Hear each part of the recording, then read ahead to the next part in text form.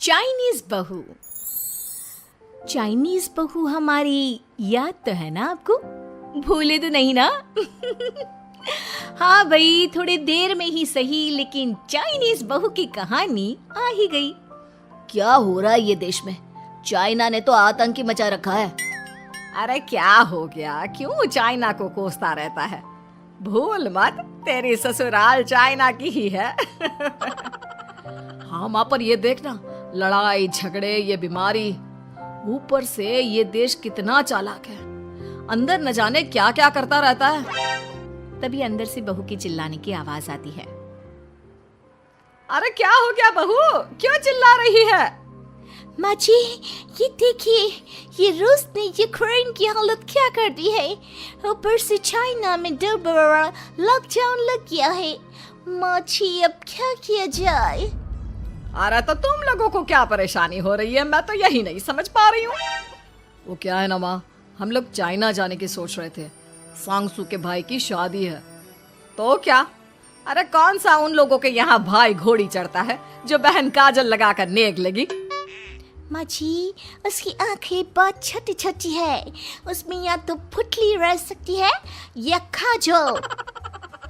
साले की पुतली निकाल कर काजल लगा दो, अंधा कहीं का। क्या क्या बोले तुम मेरे भाई के बारे में? अरे नहीं नहीं बहू, वो तो बोल रहा था कि तुझे नेग मिल जाएगा। हैं, बहन है ना तो उसकी। नहीं नहीं माँ जी, मैं सब समझती, ये मेरे भाई का मजाक बनाते रहते। कितना सीधा है मेरा भाई, बिल्कुल छिपकली जैसा। नहीं नहीं बहू, सीधा गाय जैसा होता है। सही पकड़े हैं माँ जी। हाँ, तो मेरे भाई की शादी है, मैं चाइना जरूर जाऊंगी। तभी एक पड़ोसन आ जाती है। अरे नहीं नहीं बहू, तू कहीं ना जा, हम लोगों का मन कैसे लगेगा तेरे बिना। ले बहू, तेरे भाई के लिए ये शॉल रख ले, हमारी तरफ से गिफ्ट कर देना।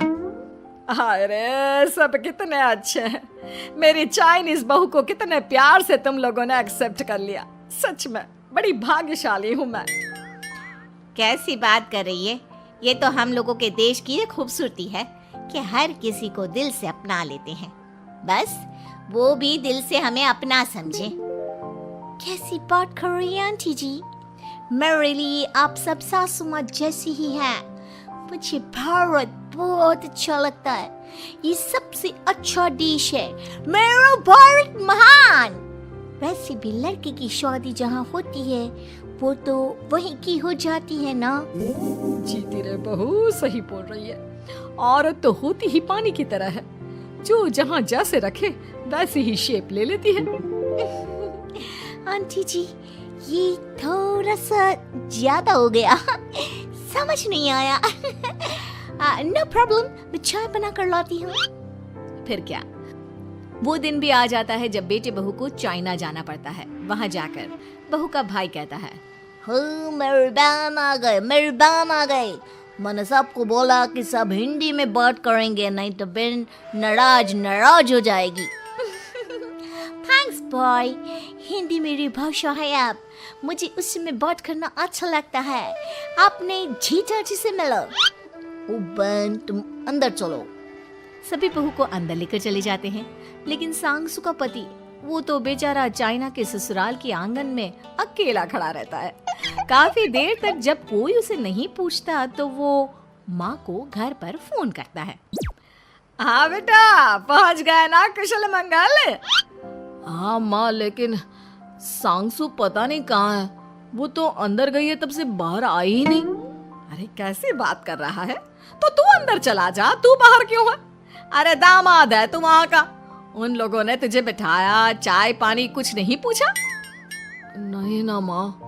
तभी सामने से सांगसू आती है। क्यों आप अभी तक तैयार नहीं हुए? और ये बैग लेकर क्यों कमरे से बाहर आए? इसे वहीं रख देते। कमरा? कौन सा कमरा? अरे कैसी बात कर रही हो? जब से तुम अंदर गई हो मैं बाहर ही तो खड़ा हूँ। बहू को बहुत हैरानी होती है और गुस्सा भी आता है। तभी उसका भाई और माँ आ जाते हैं। और सांगसू, अंदर खाना लग गया है। पहले ये बताओ कि मेरे पति को किसी ने खाना या पानी क्यों नहीं पूछा? वो भारत से ससुराल पहली बार आया है, वो भी मेरे कहने पर। उनकी इज्जत क्यों नहीं की? देख बेटी, तूने जबरदस्ती जिद में शादी की थी तो हम लोगों ने कर दी, लेकिन अब तुम ये सोचो, पूरी चाइना में मैं इस इंडियन को अपना दामाद बताऊं? So sorry. हाँ संगसू, और तुम भी चुप रहना, नहीं तो वो लोग मेरी शादी तोड़ देंगे। ओह, ऐसी बात है। कोई बात नहीं, मैं बाहर होटल में रह लेता हूँ, तुम वही करो जो ये लोग चाहते हैं। कैसी बात कर रहे हो? शादी के बाद पति जैसा भी हो, जो भी हो, पति होता है। वैसे भी तुम्हारे पूरे परिवार ने, सबने बिना सोचे मेरा साथ दिया, मुझे एक्सेप्ट किया, प्यार किया। मैं अपने देश में आपको अकेला कैसे छोड़ सकती हूँ? ये हिंदी फिल्म का ड्रामा बंद करो, मैं अभी अब बर्दाश्त नहीं करूँगी। चुपचाप अंदर चलो, नहीं तो ये शादी वादी यहीं खत्म करके इसे अकेले ही इंडिया जाना पड़ेगा। कैसी बात कर रही हो माँ? ये मेरे पति हैं। नहीं था, हम लोगों ने यहाँ वकील को बुला लिया है, जिसके बाद अब तेरा तलाक करा के हम यहाँ के चाइनीज लड़के से तेरी शादी करा देंगे। अरे कैसी बात कर रहे हो? हम तो यहाँ तुम्हारी शादी के लिए आए थे। नहीं, मैं सांगसू के बिना नहीं रह सकता हूँ। हाई वोल्टेज ड्रामा होने के बाद से ही सारा माहौल खराब हो जाता है कि तभी एक लड़की आती है। मैंने सारा इंतजाम कर दिया है, सांगसू की शादी का मंडप परसों लग जाएगा। तब तक इसके पति को कमरे में बंद कर देते हैं। सभी सांगसू के पति का हाथ बांधकर उसे कमरे में बंद कर देते हैं। ये क्या कानूनी है? आप लोग मेरे पति के साथ ऐसा नहीं कर सकते हैं। मैं किसी से शादी नहीं करूंगी, ये साफ बात है। पहले मैं अपनी शादी करूं, फिर तेरी भी शादी करवा दूंगा। सब कुछ तय हो जाता है, भाई की शादी हो जाती है। फिर वो दिन भी आ जाता है जब सांगसू की शादी वो लोग जबरदस्ती करने के लिए उसे मंडप पर ले जाते हैं। ऐसा मत करो, ये मेरी बीवी है। मैं किसी से शादी नहीं करूंगी। कैसे नहीं करेगी शादी? शादी तो तेरा बाप भी करेगा। हो, मैं करूंगा शादी। प्लीज कोई मेरी शादी किसी अच्छा औरत से करवा दे। चुप, बिल्कुल चुप। फिर माँ सांगसू और उसके पति से कहती है, तुम लोगों का बच्चा मेरी कैद में है। अगर तुम लोगों ने कोई भी होशियारी की तो मैं इस बच्चे को मार दूंगी। दोनों माँ का रूप देखकर हैरान हो जाते हैं। बच्चे की खातिर दोनों शांत हो जाते हैं और शादी की रस्में शुरू हो जाती है कि तभी सांगसू की सास पुलिस के साथ आ जाती है। माँ, सरसू माँ आ गई, मेरी माँ आ गई। माँ प्लीज हम लोगों को बचाकर वापस ले चलो। पुलिस सभी को गिरफ्तार कर लेती है।